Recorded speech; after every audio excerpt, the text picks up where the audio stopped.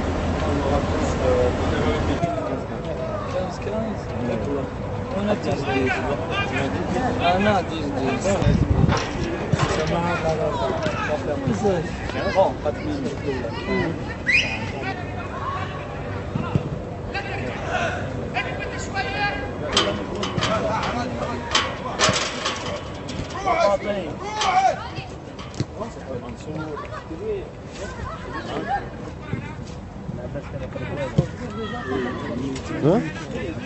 Non. Blaguez. Je dis moi là, tu sais que je cassais des reins.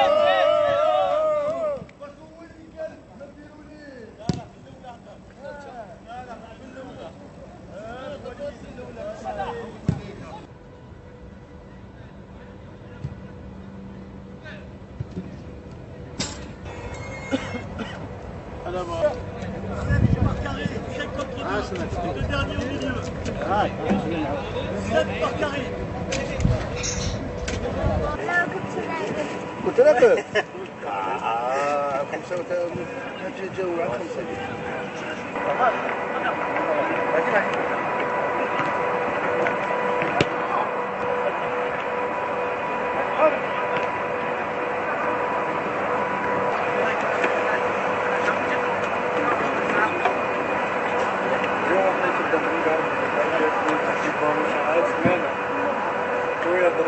Non, là, nous sommes arrivés hier, on a pu faire une petite séance de décrassage. Puis là, on se prépare pour on a fait un petit réveil musculaire ce matin, on a un entraînement cet après-midi pour bien s'habituer à la température, aux conditions climatiques. Puis après, ça suit la préparation de notre match. Ouais, les objectifs sont tous les mêmes, hein. C'est de vouloir être le meilleur et le plus performant et de gagner les matchs, c'est tout. Donc on est toujours, on a fait 2 matchs contre le TP Mazembe, il y avait de bonnes choses, des choses à régler aussi parce qu'on doit être plus décisif sur l'aspect offensif. Mais vous savez, on a rencontré ce problème l'année dernière aussi où on avait des occasions, on ne marquait pas et puis à un moment donné ça a déclenché. Donc vous savez, le travail, il va payer, hein. On est sûr là-dessus que le travail va payer. Maintenant, c'est de le déclencher, tout simplement. C'est de valider tout le travail que nous faisons. Ce n'est pas un exploit, c'est la continuité de notre travail, tout simplement.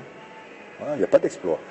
Quand on parle de mauvaises performances contre TP Mazembe, pour moi, il n'y a pas de mauvaises performances. Il y a de bonnes performances que l'on peut améliorer encore, parce qu'il n'y a pas eu la victoire, mais il y a eu des choses vraiment positives. Il faut servir du positif et améliorer ce qui a été moins bien, tout simplement. Mais on est toujours dans notre travail de progression. Vous savez, ça fait partie, non, pas à chaque fois, ça fait partie des aléas d'une saison, hein, des blessures, des suspensions. Il n'y a pas de problème. Pourquoi de problème? Pourquoi tous les clubs, ils ont pas il n'y a pas de problème. Pourquoi chercher des problèmes? Ça fait partie des aléas d'une saison. Il n'y a pas de problème. D'avoir des blessés, ça en fait partie. D'avoir des suspendus, ça en fait partie. Alors sinon, on ne s'entraîne pas, il n'y a pas de blessés. Et on ne joue pas, il n'y a pas de suspension. Donc, je veux dire, il n'y a pas de problème. Pourquoi dire où il y a des problèmes alors qu'il n'y a pas de problème? Ça fait partie des choses du football. Après, le gros du travail, c'est sur notre équipe. Voilà, on continue à vouloir être le plus performant. On ne va pas changer notre façon de travailler. On est attentif aux moindres détails. Après, voilà. Après, il y a les aléas du match. C'est comme ça. Mais tant mieux s'il est qualifié, mais il n'est pas encore prêt pour entrer en Coupe d'Afrique parce qu'il y a encore beaucoup de travail à faire avant qu'il arrive à 100%. نعم، أولا نرحب فيكم وفي قناة الهداف، يعطيكم ألف عافية على هذه التغطية المميزة. الرفاع البحريني يدخل هاي المباراة كبداية لمنافساته في الكرة البحرينية وعودة المنافسات في الملاعب البحرينية. الفريق الرفاع البحريني حاليا نقدر نقول انه يغير الكثير من اللاعبين ويغير من جلد الفريق، خاصة بعد الإخفاقات في الموسم الفائت. وجود عدد من اللاعبين الشباب يحاول من خلالهم مدرب شاب أيضا الكابتن علي عاشور العودة بالفريق إلى سكة الانتصارات وأيضا البطولات. صحيح أن المباراة راح تكون صعبة على فريق الرفاع، خاصة أن فريق مولودية وهران الجزائري فريق متمرس، فريق قوي، عنده المنافسات جارية حاليا وينافس في البطولة الأفريقية. فالفريق الجزائري على الورق أقوى وأكثر خبرة وحتى بدنيا. ربما الفريق الرفاع الإعداد عنده حاليا لا يتعدى الشهر، ولكن يحاول بالتفاؤل والإصرار التي عودتنا عليه الكرة البحرينية أن يظهر بنتيجة طيبة في مباراة الذهاب. نشوفوا يعني سي خالد انه يعني المباراة ما عندهاش يعني اهتمام جماهيري كبير هنا في البحرين، ليش؟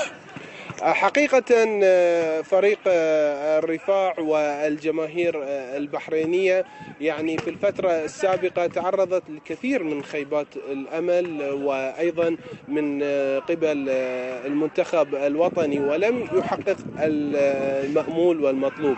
أتصور هذه المباراة إن عادت بنتيجة طيبة على فريق الرفاع والكرة البحرينية بالإمكان عودة الجماهير، لكن الجماهير حقيقة مطالبة في هذه المباراة بمساندة فريقها ومساندة الرفاع كممثل للكرة البحرينية، خاصة من روابط الجماهيرية الأخرى. بعد غياب دام 12 سنة كاملة يعود فريق مولودية الجزائر إلى أجواء دوري أبطال العرب من العاصمة البحرينية المنامة التي تنقل إليها الفريق منذ يومين من أجل التحضير جيدا والتعود على الأجواء المناخية قبل موقعة هذا الخميس أمام ممثل الكرة البحرينية فريق الرفاع.